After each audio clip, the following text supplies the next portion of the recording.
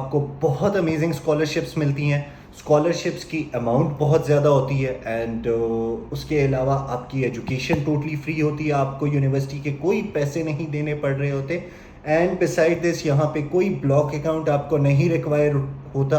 And जो visa आपको मिलता है that is Schengen type D visa. And Schengen type D visa आपको ये इख्तियार देता है कि आप यूरोप के 28 ममालिक में कहीं पर भी जा सकते हैं, कहीं पर भी रह सकते हैं, स्टे कर सकते हैं without any extra paper work, which is obviously a perk of this whole scholarship program.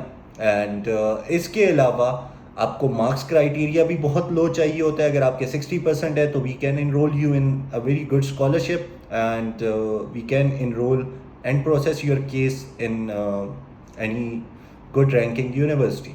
And beside this अगर आपके मार्क्स कम हैं तो don't worry, we have options for you as well. अगर आपके 60% से भी कम है मार्क्स तो we have good options for you as well. उनको अवेल करके आप अपना करियर स्टार्ट कर सकते हैं। तो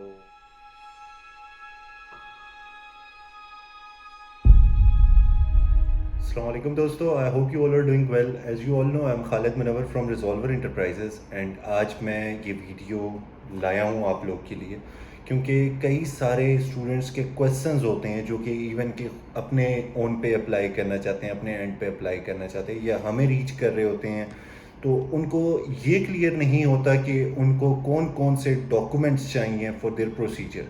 सो इस वीडियो में मैं वो सारे डॉक्यूमेंट्स बताऊंगा आपको बैचलर्स के केस में, मास्टर्स के केस में एंड पीएचडी के केस में। तो इस वीडियो को देखते रहें and by the end of this video I am sure आपको सारे डॉक्यूमेंट्स का आइडिया हो चुका होगा। एंड बिसाइड डॉक्यूमेंट्स मैं इन वीडियो में बैंक स्टेटमेंट के बारे में भी बात करूंगा एंड अगर आपको उसमें भी कोई क्यूरी है तो आई एम श्योर ये वीडियो पूरी देखने से आपकी वो सारी क्यूरीज दूर हो जाएंगी। एंड स्टिल अगर आपकी कोई क्यूरी रहती है इस वीडियो को देखने के बाद भी तो आप नीचे कमेंट सेक्शन में पूछ सकते हैं। Beside this you can also reach us on our WhatsApp number, जहाँ पे आप हमें रीच करके जो भी आपकी क्यूरी है उसको आप क्लियर आउट कर सकते हैं। So now coming to today's video, first of all मैं आपको ये बताता चलूँ कि आपको डॉक्यूमेंट्स कौन कौन से रिक्वायर्ड होते हैं। मास्टर्स और बैचलर्स के केस में बस एक छोटा सा डिफरेंस होता है डॉक्यूमेंट्स में, rest all documents are same. First of all आपको रिक्वायर्ड होता है आपका एनआईसी, जो आपका आइडेंटिटी कार्ड है, शनाख्ती कार्ड। आफ्टर दैट आपको पासपोर्ट चाहिए होता है। आफ्टर दैट आपको एक रफ सी रिज्यूमे चाहिए होती है। रिज्यूमे का मैं थोड़ा सा स्ट्रक्चर आपको एक्सप्लेन कर देता हूँ। रिज्यूमे में आपने क्या मेंशन करना होता है अपनी सीवी में। आपने अपनी सीवी में हमें ये मेंशन करके देना होता है कि आपका प्रेफर्ड एरियाज़ क्या हैं, आपके एरियाज़ ऑफ इंटरेस्ट क्या हैं। आपने अपना एकेडमिक बैकग्राउंड मेंशन करना होता है। स्पेशली एकेडमिक बैकग्राउंड को लेके एक पॉइंट होता है जिसको आपको ज़रा क्लियर आउट करना होता है। वो पॉइंट ये है कि आपको ज़रा डिटेल में एक्सप्लेन करना होता है। लाइक आपने अगर बैचलर्स ऑफ इंजीनियरिंग, कोई मैकेनिकल इंजीनियरिंग लेट सपोज किया हुआ है and you want to get yourself enrolled in masters, तो आप उसमें ऐसे मेंशन करेंगे कि बैचलर्स ऑफ मैकेनिकल इंजीनियरिंग, ठीक है, किस ईयर से किस ईयर तक किया। For example 2018 to 2022, what was your CGPA, ठीक है, किस यूनिवर्सिटी से किया एंड कोई से 4 मेन सब्जेक्ट्स उस पूरे कोर्स में जो आप कर रहे हैं।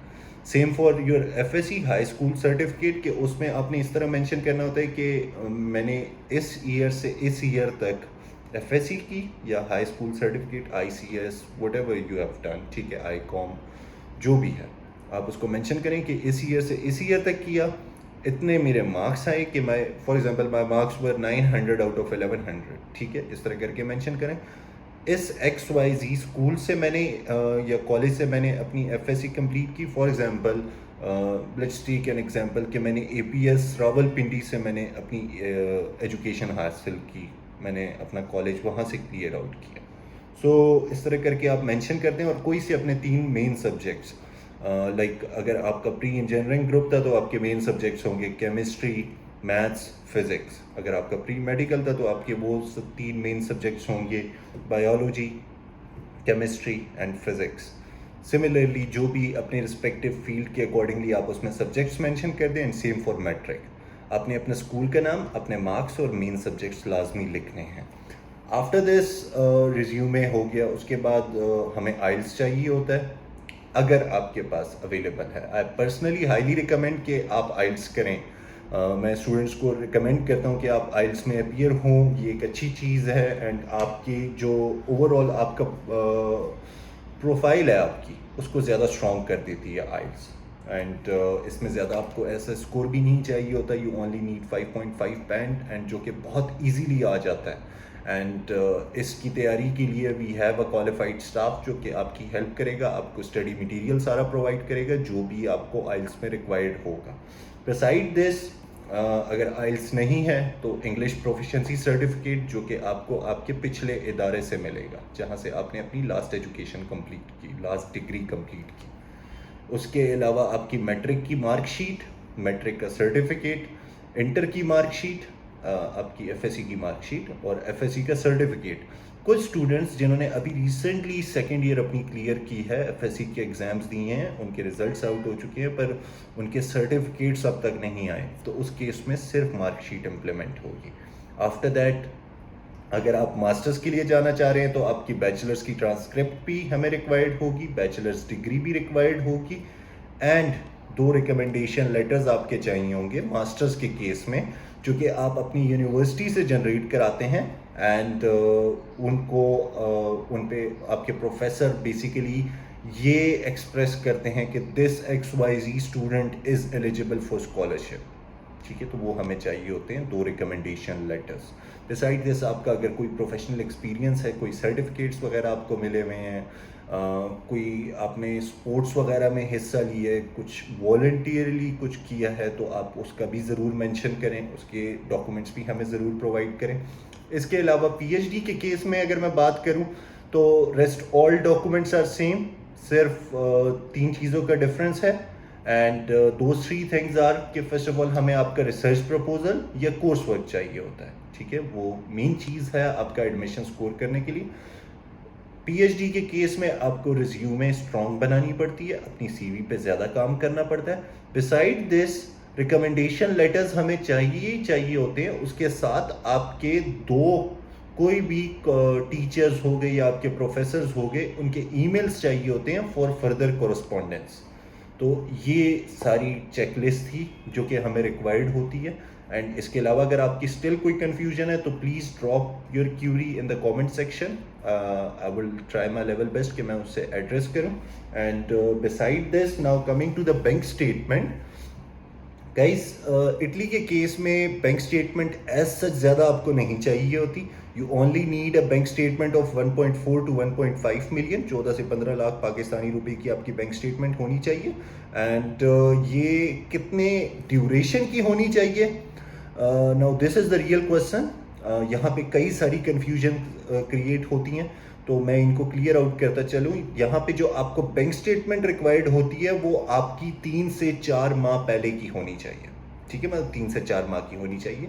And once you have appeared in your visa interview and आपका वो क्लियर हो जाता है, after that you can withdraw that amount and आप उनको यूज़ कर सकते हैं। इटली के केस में कोई ब्लॉक अकाउंट का सिनेरियो नहीं है, जैसे कि जर्मनी के केस में होता है, वहाँ पे आपको ब्लॉक अकाउंट रिक्वायर्ड होता है, वो सिनेरियो यहाँ पे नहीं है। एंड बिसाइड दिस, अगर आप केस प्रोसेस कराना चाहते हैं हमारे साथ, आप रिजॉल्वर इंटरप्राइजेस का हिस्सा बनना चाहते हैं एंड उनके थ्रू अपना केस प्रोसेस करना चाहते हैं, तो do WhatsApp us all your documents और you can email us those documents. मैं ईमेल यहाँ पे मेंशन कर देता हूँ, info@resolverinterprises.com। यहाँ पे स्क्रीन पे आपको शो हो रहा होगा, उस ईमेल पे आप हमें सारे डॉक्यूमेंट्स मेल कर सकते हैं and we can get you an amazing scholarship and an offer letter from a very impressive university, and जो कि बहुत अच्छी रैंकिंग होगी उसकी। And beside this, keep sharing, keep liking and make sure करें कि आप इस चैनल को सब्सक्राइब करें। आपके सब्सक्राइब करने से हमें फ़ायदा ये होता है कि हम हमारी जो वीडियो होती है वो ज़्यादा से ज़्यादा लोगों तक पहुंचा सकते हैं एंड रादर पहुंचा पाते हैं, एंड विद दैट ज़्यादा से ज़्यादा लोग इन अपॉर्चुनिटीज़ को अवेल करके अपने करियर को ब्राइट कर पाते हैं। So keep sharing, keep liking, and do subscribe this channel. And with this, I would conclude this video and beside this अगर आपको किसी प्रोग्राम के बारे में जानना है, currently we are open and we are into last days of September intake. अगर आप उसमें अपीयर होना चाहते हैं तो अभी भी टाइम है। Get your self enrolled and you will get the scholarship and admission. So with this, I would conclude this video. Take good care of yourself and I will see you in the next video with another amazing information or program. Till that, Allah Hafiz.